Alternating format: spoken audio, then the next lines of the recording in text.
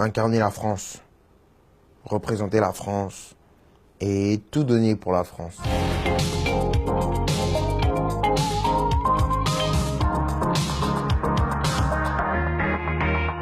La Coupe du Monde, c'est autre chose, c'est le pays.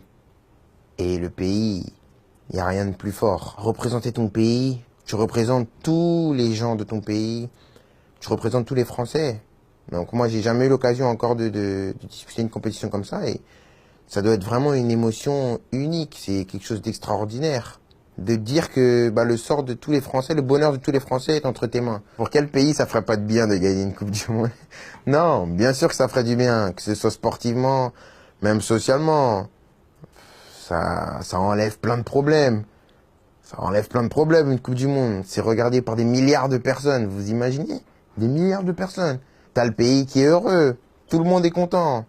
Que ce soit, je sais pas moi, le boulanger qui va travailler, il est content. Il se dit, ah, la France, elle a gagné la Coupe du Monde. Il va faire ses baguettes avec beaucoup de plaisir. Que ce soit la caissière, que ce soit même la mère, le président, tout le monde. Tout le monde va aller au travail avec la banane. Tout le monde va bien vivre. Et dans ce genre de compétition, tu as beau avoir les meilleurs joueurs, c'est pas forcément les meilleurs joueurs qui te font gagner une compétition. Dans le football, vous savez, vous n'avez pas forcément besoin d'être copains. Vous avez besoin de faire des sacrifices l'un pour l'autre. Vous avez besoin de bien vous entendre, mais vous n'avez pas forcément besoin de manger chez le collègue tous les soirs pour être un groupe soudé. Je pense qu'on a recollé les morceaux avec le public. Il y a un travail qui a été fait sur l'image, même sur le terrain. Les joueurs étaient exemplaires. Le public essaye de remonter avec nous, en fait.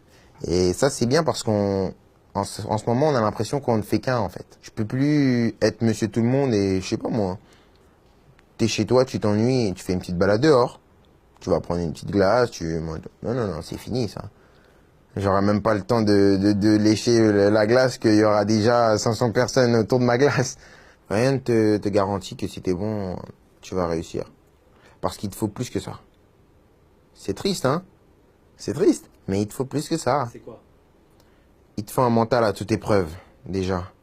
Avant même d'être un bon joueur. Vous voyez, c'est un jeu, mais avant même de savoir jouer à ce jeu-là, il faut un mental à toute épreuve.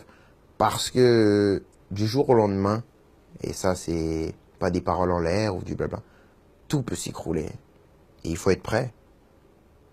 Il faut être prêt parce que on peut vous monter tellement haut qu'on peut vous redescendre aussi vite. Ce qui anime un footballeur, c'est ses rêves.